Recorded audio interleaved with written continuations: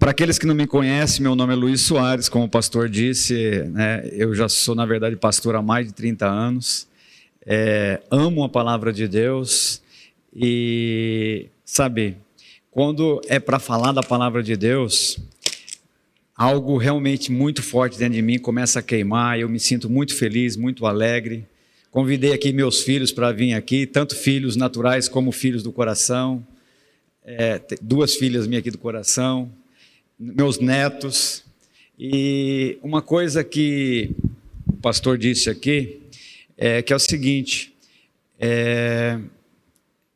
muitas vezes eu disse para o Senhor, me senti muitas vezes humilhado, porque eu tenho uma vontade gigante de fazer a obra de Deus, mas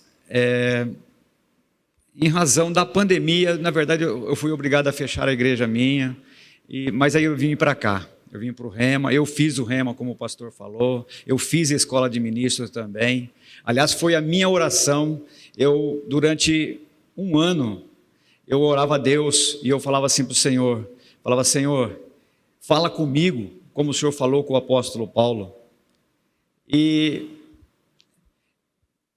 eu ficava triste. Eu estava, como o pastor falou, na igreja há muito tempo, mas eu precisava de mais, eu precisava de algo que Deus falasse profundamente no meu coração. E aí eu vim fazer o Rema, fiz 2 anos de Rema, e foi como Deus falando todos os dias comigo ali nas aulas. A irmã que serviu junto, né, irmã? Mas faltava um ano. Aí naquele ano, para a honra e glória do nome de Jesus, em 2016, veio para o Bauru a escola de ministro. E eu fiz a escola de ministro também. Então Deus falou comigo 3 anos ali. E eu vou dizer algo para vocês. Isso aqui que eu estou aqui nesse momento, que eu vou conversar com vocês aqui. Eu sei que a maioria todos fizeram Rema, então conhece a palavra também. E para mim vai ser uma grande honra poder falar da palavra de Deus com vocês. Amém? Glória a Deus. Abra uma palavra de Deus, por favor, em Gênesis 3.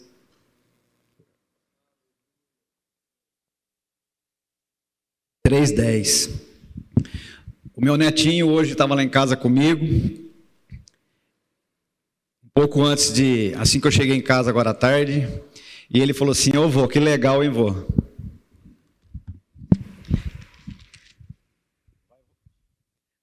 Você vai estar pregando lá em cima e eu vou estar pregando lá embaixo, porque hoje é o dia dele lá embaixo também pregar.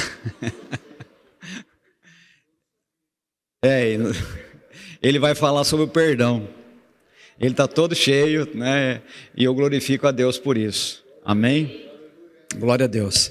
Vamos ler a palavra de Deus, 3, 9 e 10.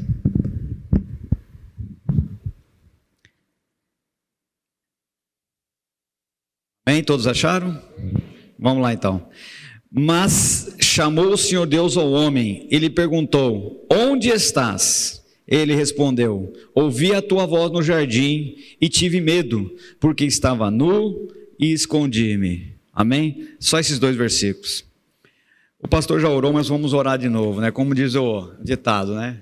Oração, canje oração sempre é bom, né? Vamos orar de novo. Pai, eu quero te render graças, eu quero te louvar, Senhor, eu quero te engrandecer e te exaltar por esse momento, por poder falar do teu amor, por poder falar da sua palavra.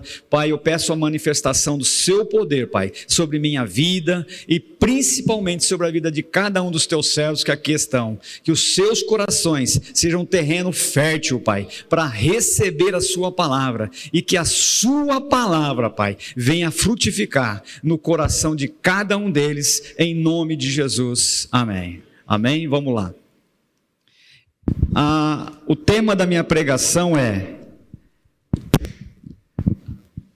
o meu posicionamento em Deus, amém? Como vocês viram na palavra de Deus aqui que nós acabamos de ler, Adão, ele tinha pecado, e o que ele fez? Ele se escondeu, porque quando a pessoa comete uma falha, o primeiro momento dela, isso até uma criança, qualquer adulto pode entender, se uma criança fez algo errado, que ela se esconde, e você sabe que ela fez algo errado, e o Adão fez isso, ele cometeu uma falha, e naquele momento ele se escondeu. Aí Deus faz uma seguinte pergunta para ele, Adão, onde você está? Espera aí, Deus não é onisciente, onipresente, onipotente? Deus não sabia onde que ele estava? Sim, Deus sabia, claro, onde ele estava.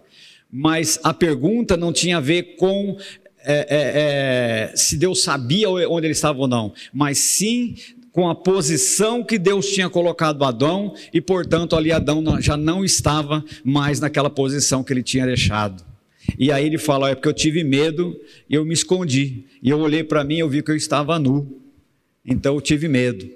Sabe, o que acontece nas nossas vidas, nós estamos pregando aqui, a maioria, todos aqui, eu creio, são servos de Deus, aceitaram Jesus como Senhor e como Salvador, né? Mas Oséias 4:6 fala isso: errai-vos por não conhecerem as Escrituras e nem o poder de Deus. E muitas vezes eu lendo esse texto, eu falava, como assim? Como que Jesus está dizendo que eles erravam e não conheceram as Escrituras? Sendo que o judeu, a partir dos 5 anos de idade, ele começa a aprender a palavra de Deus, e quando ele tem a idade de 12 anos mais ou menos, praticamente eles já sabem a palavra de cor. Então não era com respeito à letra que Jesus estava dizendo. E ele deixa bem claro, mas vocês não conhecem as Escrituras e nem o poder de Deus. Isso aqui sabe de uma coisa? Eu passei por isso. Aliás, a palavra de Deus também fala em Romanos que a letra mata, né? E o Espírito vivifica. Eu passei por isso, estava dentro da igreja, conhecia muitos textos bíblicos, decorar muitos e muitos textos bíblicos, mas olha só uma coisa, eu estava dentro da igreja, eu estava morrendo espiritualmente falando. É por isso que eu estava orando a Deus e pedindo, Senhor, fala comigo, fala comigo, fala comigo. E aí Deus me deu o privilégio de conhecer o Rema. Amém? De conhecer a palavra viva. Muitas pessoas que às vezes me questionam e diz, mas rapaz, você se tornou uma pessoa chata, porque agora só o Rema, é só o Rema, é só o Rema. Mas aí eu falo para ele assim, rapaz, é porque você não sabe. Porque na verdade, às vezes você conhecer a letra em si, mas você não conhece o poder que está por trás da letra. Aí é que está o negócio. Eu achava também que eu sabia muito, que afinal de contas fiz 2 faculdades, antes de fazer o Rema, 2 faculdades, já dava aula, que eu ainda dou aula no Instituto Teológico Quadrangular, são 28 matérias, eu dou aula das 28 matérias, eu achava que sabia muito. Até que um dia minha esposa, eu glorifico a Deus pela minha esposa, é a minha amiga, a mãe dela, um dia vieram para conhecer o Rema. E sabe de uma coisa? Eu nunca gostei de perder para o diabo. Quando a minha esposa começou a ir para a igreja, eu não queria saber de igreja. Conhecia a palavra cedo, conhecia a palavra quando eu tinha praticamente 14 anos de idade, mas como o pastor falou aqui na frente, eu me desviei. Eu saí da presença de Deus, perdi meu pai muito cedo, quando eu tinha 11 anos de idade, meu pai morreu atropelado em São Paulo, porque bebia muito. E minha mãe, ela criou 5 filhos, Deus honrou minha mãe, por causa exatamente da palavra. Eu conheci o Evangelho no instituto em Bauru, que chama Bom Samaritano, porque dos 12 anos até os 17 anos, eu morei nessa instituição, em que cuidava de mães que não tinham maridos. Deus honrou minha mãe trabalhou 27 anos no Centrinho, aposentou lá, não tinha estudo, depois agora minha mãe tem, porque Deus honrou a vida dela. E aí automaticamente eu comecei a aprender a palavra de Deus através da vida da minha esposa, porque ela foi para a igreja, e como eu disse para vocês, eu não queria perder para o diabo, mas eu tinha um ciúmes dela, e ela ia para a igreja, eu falei assim, não, só esse Jesus. Aí um dia eu compreendi, eu falei assim, olha, desse aí eu não vou ganhar, quer saber de uma coisa, eu vou para a igreja também. Aí comecei a ir para a igreja, E aí comecei a gostar e ver o quanto Deus é maravilhoso. E comecei a aprender a palavra de Deus, e sempre me interessei muito em aprender. Sabe, na verdade eu sempre quis isso daqui. Quando eu tinha mais ou menos a idade de 5, 6 anos de idade, eu queria ser padre. Verdade. E Deus foi tão maravilhoso que eu fui crescendo, eu fui aprendendo a palavra de Deus. E por que eu estou dizendo todas essas coisas? É porque o ponto onde eu quero chegar com vocês aqui, do posicionamento. Sabe, eu andava, aí com meus filhos, com a minha esposa, eu andava 54 quadras de a pé, eu não tinha carro, com meus 3 filhos, que estão aqui, 2 estão aqui, carregando eles no colo para a igreja. Não faltava um culto na igreja, e estava em todas as aulas. Eu comecei a dar aula na igreja, eu não faltava. Sabe por quê? Posicionamento. Nunca foi para mim difícil fazer a obra de Deus. Eu falei isso com o pastor, eu falei: pastor, olha, eu estou aqui para ajudar, não quero cargo nenhum, pastor, porque como eu fui pastor também, eu sei como funciona. Você não pode almejar cargo, você tem que querer ajudar. Falei assim: ó, pode botar eu para lavar banheiro, pode botar para fazer o que quiser, eu estou aqui para ajudar. E Deus sabe que é verdade.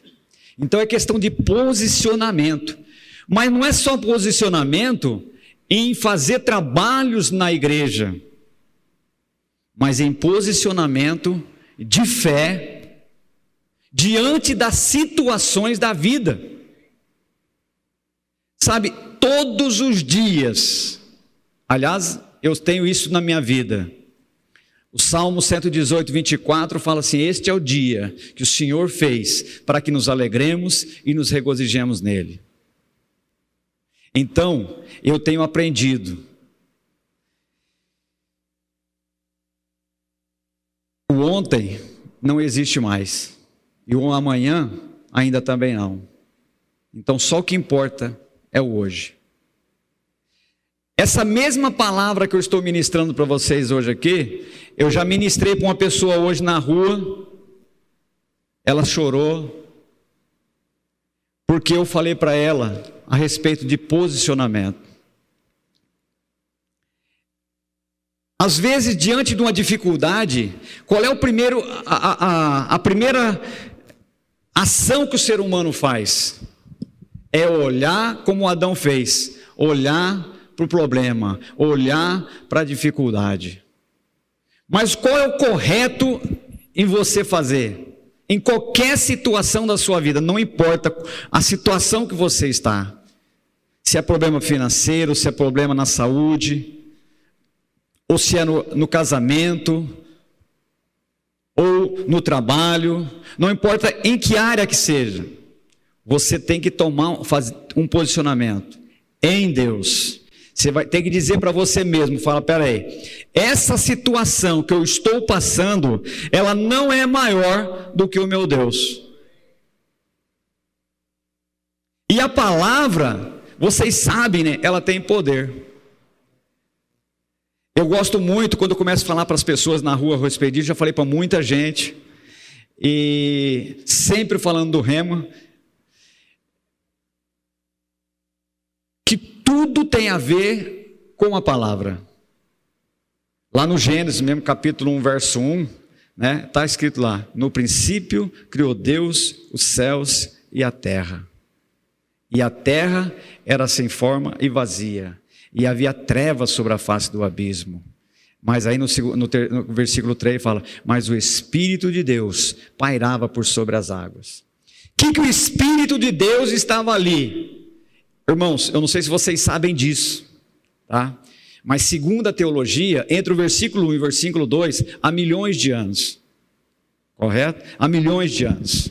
Então, por muitos e muitos anos, o Espírito de Deus ficou ali pairando por sobre a água. E o que será que o Espírito de Deus ficou esperando ali, pairando sobre as águas? Que Deus dissesse: haja luz, e houve luz. Então, na verdade, tudo está no poder da palavra. Você tem o poder da palavra dentro de você. A palavra de Deus, como nós aprendemos, nós somos um espírito, temos uma alma e habitamos um corpo. A palavra de Deus, ela está no seu espírito. Lá em Deuteronômio 8,3 fala: nem só de pão viverá o homem, mas de toda a palavra que procede da boca de Deus. E aí, meditando sobre isso também, buscando esse entendimento, e aí o Senhor me trouxe o entendimento, através de muitas aulas do Rema, do aprendizado que eu aprendi aqui. E eu, ao contrário às vezes, de pessoas que aprendem e não assimilam, eu assimilo imediatamente e começo a querer praticar. E o que esse versículo está dizendo? Se você começar a meditar só na letra, não vai funcionar. Por quê? E aí é que entra a parte que eu sempre ensino para as pessoas na rua. Porque Deus, irmãos, Ele não age pelos sentimentos, pelas emoções. Não adianta você tentar negociar com Deus, sabe, fazer chantagem emocional, tentar, sabe, convencer Deus que você é merecedor de alguma coisa. Não vai funcionar. Por quê? Porque Deus não se move pelos sentimentos. Deus se move pela fé. Ele deixou princípios para isso, né? E eu anotei aqui, vocês podem anotar se quiser.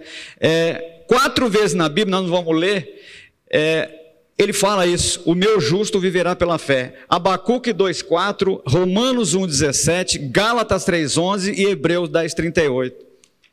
O meu justo viverá pela fé. E como funciona isso? Olha, você está diante de uma situação. Eu não sei qual é a situação da sua vida, mas sabe o que você tem que fazer? Olha para a sua situação e fala a palavra de Deus para aquela situação. E aí, automaticamente, quando você ora, você tem que entender, já que Deus, você está aprendendo que Deus não fala aqui, porque muitas vezes quem buzina as coisas no seu pensamento, na sua orelha, é o diabo.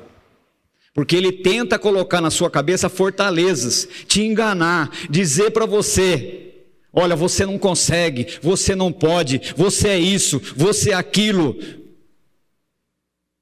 Mas aqui no teu espírito, Deus fala com você e diz: sim, você pode, você consegue, porque eu sou com você.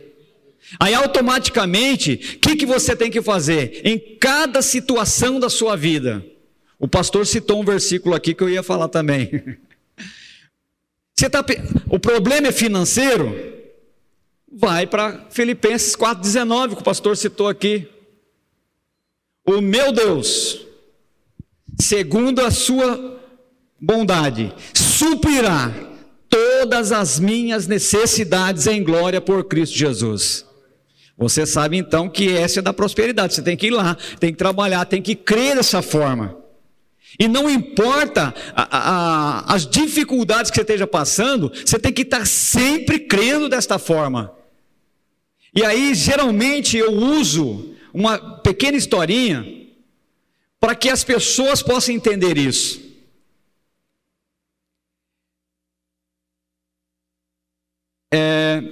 Diz que o diabo chegou para um homem e disse para ele assim: eu posso colocar o meu boi morto dentro da sua casa? Aí o homem falou assim: você está louco, rapaz? Quem vai feder tudo minha casa aqui? O diabo foi embora. No outro dia ele volta de novo: eu posso colocar o meu boi morto dentro da sua casa? Não, Satanás, você não pode. Ele foi embora. No outro dia ele volta de novo: eu posso colocar meu boi morto dentro da sua casa? Não pode, Satanás, vai embora. Vários dias assim. Até que chegou um momento, porque Satanás ele é inteligente, ele mudou a estratégia. E ele disse para o homem: olha, escuta, eu posso colocar um prego na sua parede? Aí o homem pensou bem, né? Um prego? Tudo bem, pode colocar o prego. Aí no final da tarde, quando o homem volta do trabalho, o boi estava pendurado no prego. Aí o homem gritou: Satanás, eu não falei para você não colocar o boi dentro da minha casa? Ele falou: não coloquei o boi dentro da sua casa, eu coloquei no meu prego. Então minha pergunta para vocês é: que prego você tem dado para o diabo? Hebreus 11:6 diz assim, ó: sem fé é impossível agradar a Deus. Deus não te condena pelo pecado de Adão, Deus condena pelos pecados que você comete. E você pode até permitir que um passarinho se assente sobre a sua cabeça, você não pode permitir que ele faça ninho. Isso com relação ao pecado. Então, se você não fez aquilo, portanto você não pecou ainda. Mas com relação à fé, Deus faz acepção de pessoas. Você tem que ter 100% de fé. Pastor, você está ficando biruta, você está ficando louco. Sabe por quê? Como é que é esse negócio? Como é que o ser humano vai ter 100% de fé? Sabe de uma coisa, irmãos? Aí as pessoas pensam: mas e o negócio da semente de mostarda? Deus não estava falando sobre tamanho de fé. Ele estava falando sobre você entender que a fé é o fato de você entender que não importa o tamanho da sua fé, ela é uma semente, você vai lá e planta. O ato de você pegar a semente e você já caminhar para plantar, significa que você já está tendo fé. E quando você semeia, ela com certeza ela vai nascer, porque Deus é fiel para cumprir a palavra dele, como ele fala lá em Jeremias 1:12. Amém? Então é isso que você precisa entender. Não importa a sua situação, não importa.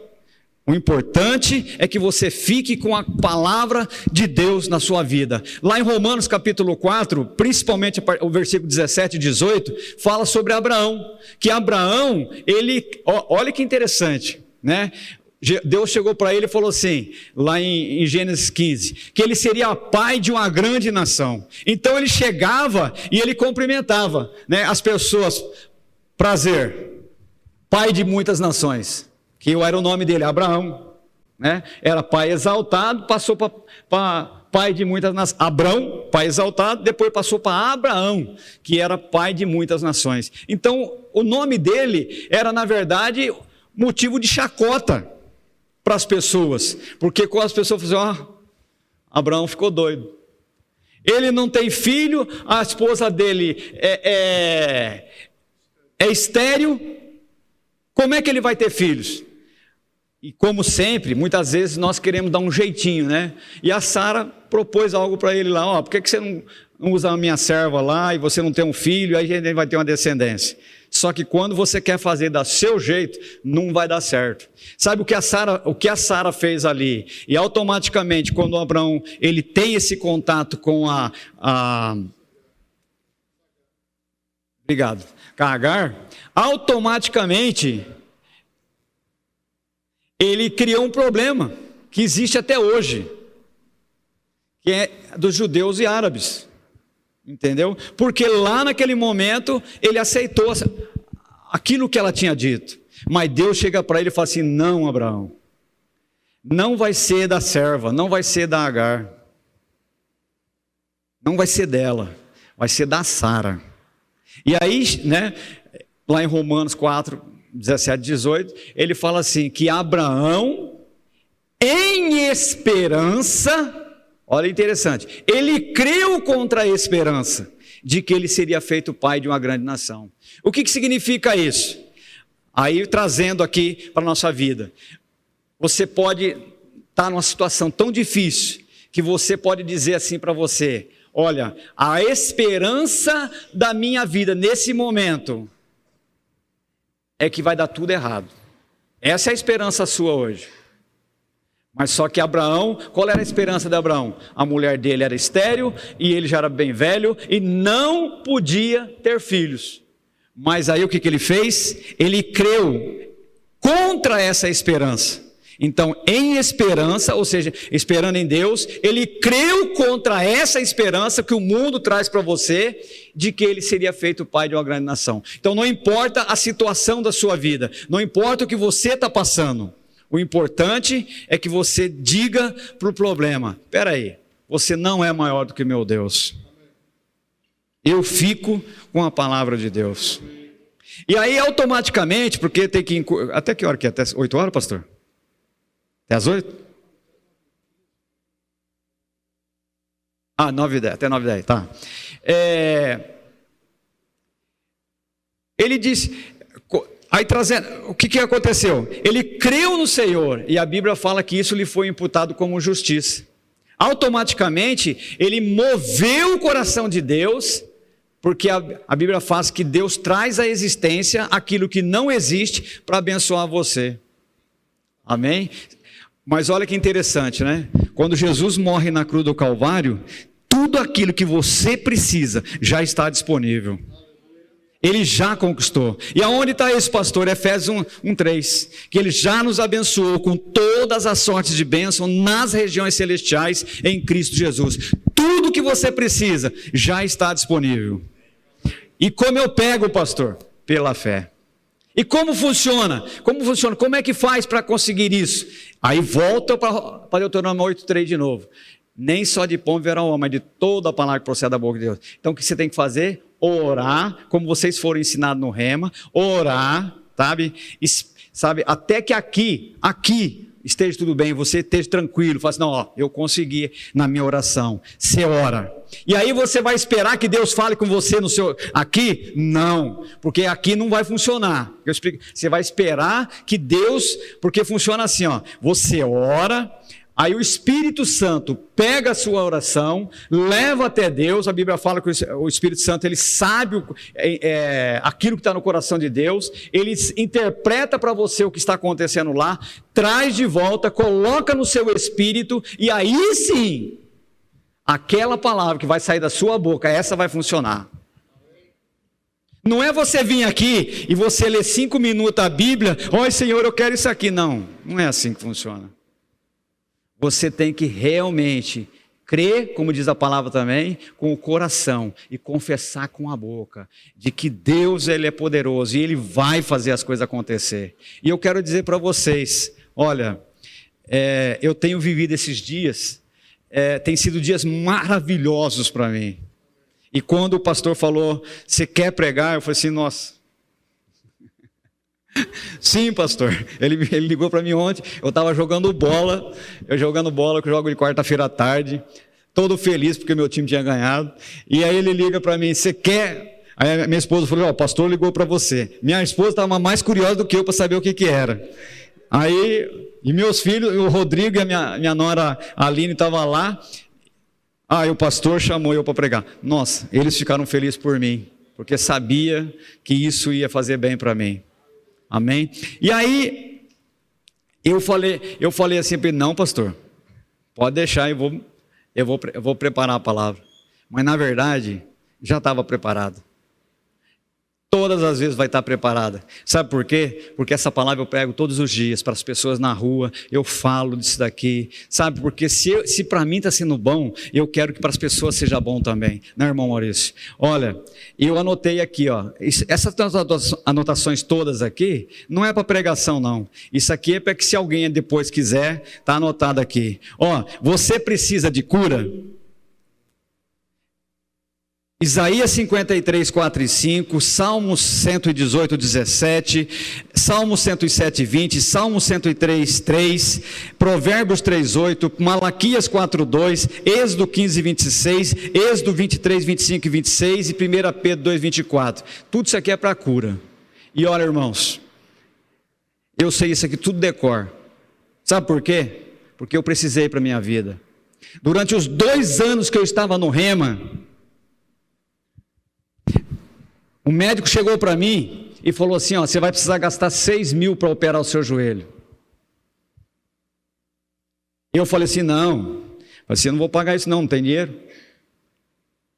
Eu fui para a oração, comecei a falar com Deus, orando, pedindo para Deus. Eu fiquei 2 anos vindo do Rema com dor. Só que tem uma coisa, irmãos, lembra que eu falei para vocês que você tem que ter um posicionamento em Deus a respeito das coisas? Lembra? Então tá, mesmo com o joelho machucado, eu amarrava tudo no meu joelho, eu colocava proteção nele toda, eu amarrava forte nele e ia jogar bola, machucado. Pergunta para o meu filho para você ver. Pergunta para minha esposa. Eu ia machucado, com dor. Aí eles falaram assim, mas você é louco, rapaz, você está com dor. Eu falei assim, não, eu estou curado. Eu estou curado. Eu não vou aceitar esse negócio, estou curado. Para a honra e glória do nome de Jesus, é outro testemunho meu aqui que eu estou dando. No dia da formatura, na hora que eu peguei o canudo, eu fui curado. Fui embora sem dor para casa. E hoje eu falo para todo mundo, meu neto está aí, meu neto joga bola comigo, meu filho joga bola comigo, e eu falo para todo mundo, eu corro mais que a molecada. Se o moleque for meio mole, ele não vai correr mais que eu, vai cansar antes de mim. E sabe por que ele cansa antes de mim? Porque eu tenho um segredo também, eu vou fechar com essa palavra, para não passar do tempo. Isaías 40, eu sei decor todos os outros aqui, mas não vou falar porque não dá tempo, tá? Mas vou falar Isaías 40, do 28 ao 31, que é o que me fortalece para eu jogar a bola, que eu gosto de jogar a bola. Aliás, se tiver time na igreja, eu jogo, tá?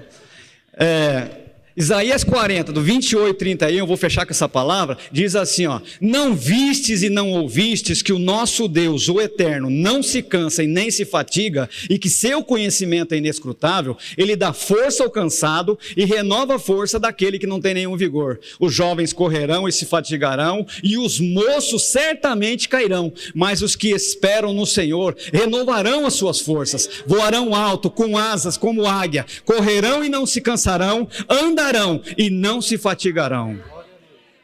Amém? Vocês recebem essa palavra?